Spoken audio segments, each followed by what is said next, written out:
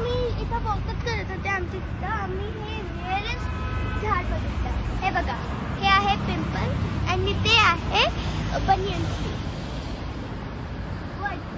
हे बघा, त्यामध्ये हे बनियन ट्रीचे आणि हे पिंपलचे हे दोन्ही असे मिक्स. म्हणजे ज्ञानेश्वरी हे पिंपळ आणि वड एकत्र झाड हे रेअरेस्ट कॉम्बिनेशन आहे.